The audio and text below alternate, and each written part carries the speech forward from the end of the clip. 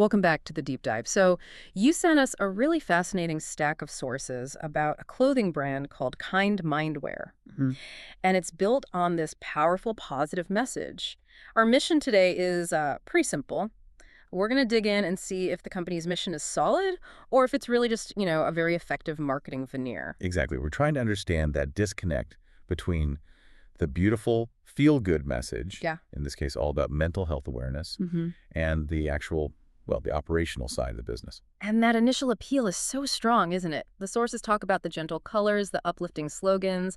It has this comforting vibe that just makes you want to support the idea behind it. What's fascinating here is that contrast. Yeah. You've got this incredibly positive message, which gets a ton of interest, Yeah. but then you look at the customer reports and the technical analysis, and the sources just reveal a pattern of, well, of high execution risk. Okay, so let's unpack that. Let's start with the consumer experience. What do the customer reviews on places like Trustpilot actually say? Well, for starters, the ratings were very low, and the complaints were strikingly uniform. Really? Like what? People cited just excessively long shipping times, fabrics being surprisingly thin or low quality, Ah. and shirts that just didn't match the photos they saw online. And then, if they tried to get a refund, customer service was often described as slow or sometimes just completely unhelpful. That is so frustrating. You go in wanting to support a good message, and you end up feeling like you just bought a cheap, fast fashion item. But wait, Yeah, isn't everyone just a print-on-demand shop these days? I mean, how do we know this isn't just a standard e-commerce hassle? that's a great point, but the overall feeling from the reviewers goes beyond that.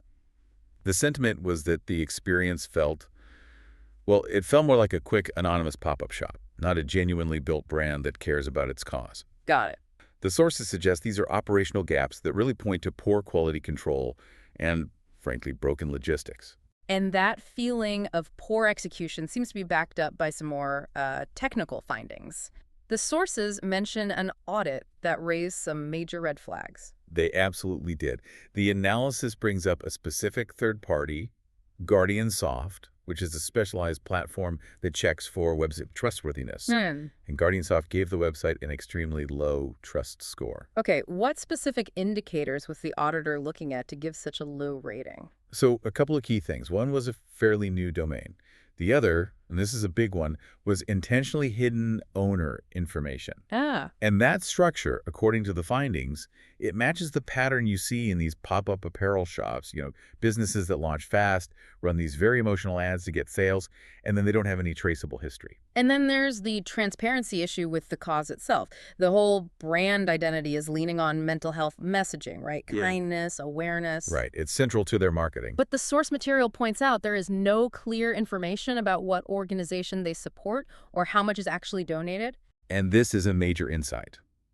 The marketing's the draw, it feels meaningful, but there's just no proof of any real financial commitment to the cause they're advertising. So the conclusion from the sources is pretty clear then. It is. While you might eventually get your order, the risk of low quality or just a major hassle with returns is high. So what does this all mean for the consumer, for the person who is genuinely motivated to support mental health awareness with their money? The sources advise that if you choose to try this brand, you really have to weigh that compelling message against the significant execution risk. And if you do decide to buy, Vitally, use a secure payment method, so a credit card or a PayPal account. so you have a way to dispute the charge. Exactly. It just gives you an option, just in case that risk turns into a real problem with your order. That's really practical advice. And it leaves us with a final provocative thought for you to consider.